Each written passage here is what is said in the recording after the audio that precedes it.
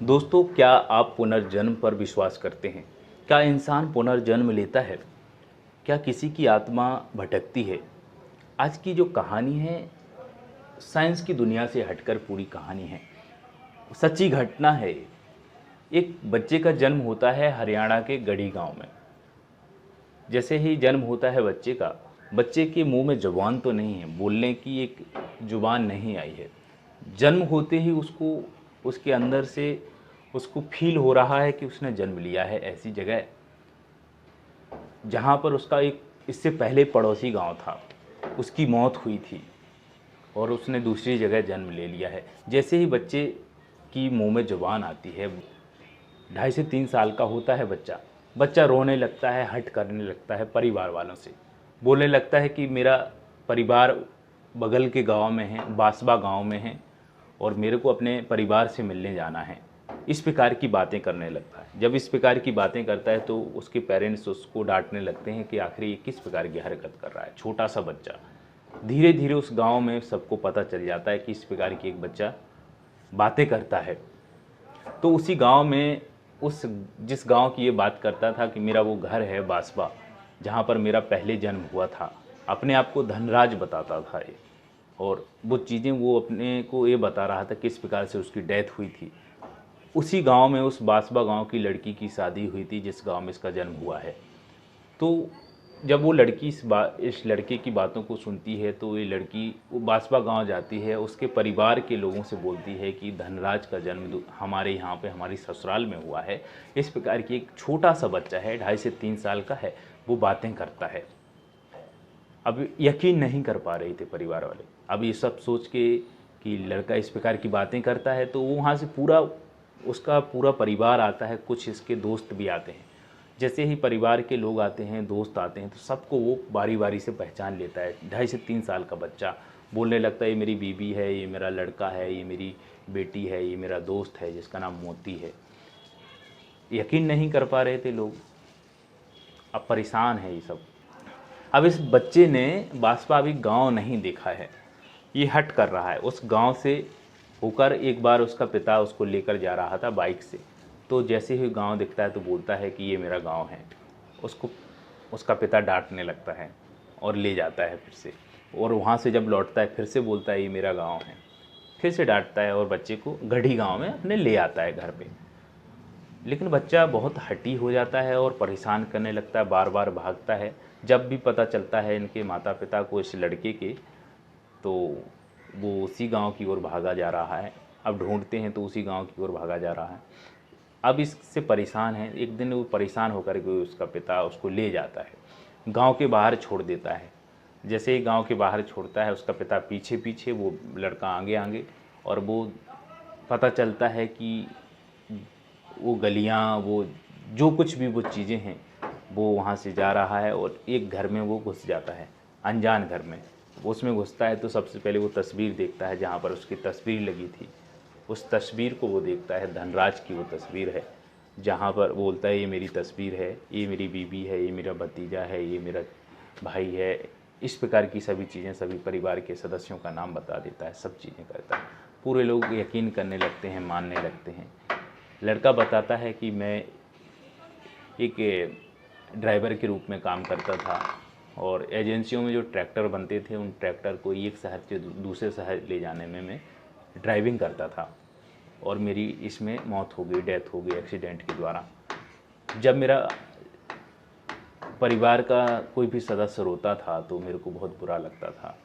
जब इसकी घर पे डेथ बॉडी आती है धनराज के घर पे बासबा गांव में, तो पूरे परिवार के सदस्य रोते हैं। तो ये एक अपनी ही बॉडी को देख रहा है, परिवार के सदस्यों को देख रहा है कि सब रो रहे हैं और सबको चुप करने की कोशिश भी कर रहा है, लेकिन उसकी बातों को कोई सुन नहीं रहा है, कि किसी भी प्रकार की बातों को नहीं सुन रहा है। और एक नीम का पेड़ था घर के बाहर, उसके ऊपर ये रहने लगा। 12 दिन तक रहा। सभी सदस्यों से उसने ये भी देखा है कि क्या क्या हरकतें कर रहे हैं, कि क्या क्या रो रहे हैं या क्या क्या क्रियाकलाप कर रहे हैं, सब देखता था वो।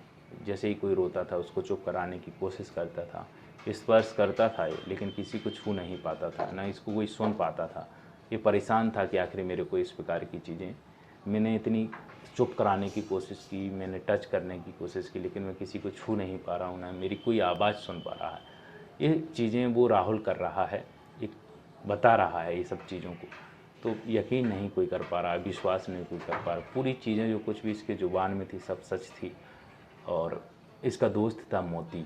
मोती के साथ वो 24 घंटे में से 15 से 16 घंटे रहता था साथ में, और उन चीज़ों को वो देखता था और मोती को भी पहचान लेता है। और ये अपनी इसकी जो माँ थी धनराज की, उससे भी पूछता है, माँ तू मेरे यहाँ पर कील चुभ गई थी मेरे यहाँ पर, तो उस छोटे से बच्चे के यहाँ पर कील का निशान भी था, तो वो बताता है ये मेरे को निशान है।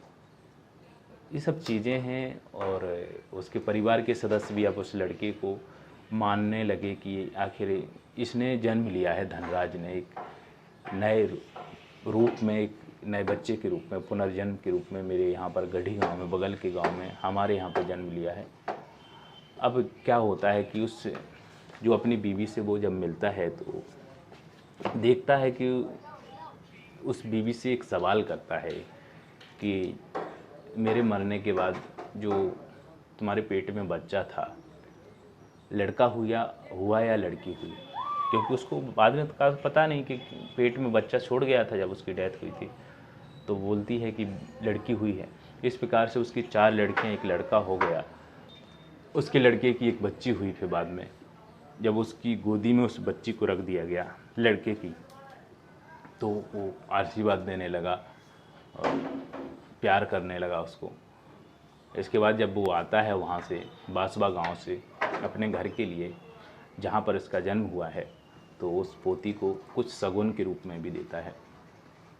अब इसकी लड़की की एक दिन शादी होनी थी। जो 4 लड़कियां थीं उनमें से एक लड़की की शादी होनी थी। अब क्या हुआ कि ये हट करने लगा, ये लड़का अपने पेरेंट्स से, अपने माता पिता से, जहाँ पर इसका जन्म हुआ राहुल के रूप में, बोलता है कि मेरी बेटी की शादी है बासवा गांव में। धनराज की बात कर रहा है कि मेरी बेटी की शादी है। और ये राहुल हट करने लगा कि मेरे को हेल्प करनी है, कन्यादान लेना है। तब वो मान जाते हैं। तो लड़का उसकी शादी में 7-8 दिन तक घर पे रहता है बासवा गांव में, और उसका कन्यादान भी लेता है।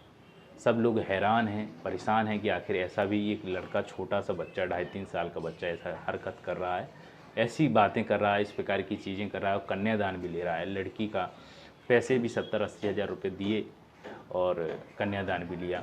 जब पंडित ने पूछा कि इसके परदादा का नाम क्या, इसके दादा का नाम क्या था, इसका नाम क्या है, उसका पूरी चीज़ें ये बता रहा है, खटाखट ये लड़का बता रहा है। दोस्तों, तो ये हरियाणा के बासवा गांव और गढ़ी गांव की सच्ची घटना है, जो राहुल के रूप में धनराज ने जन्म लिया।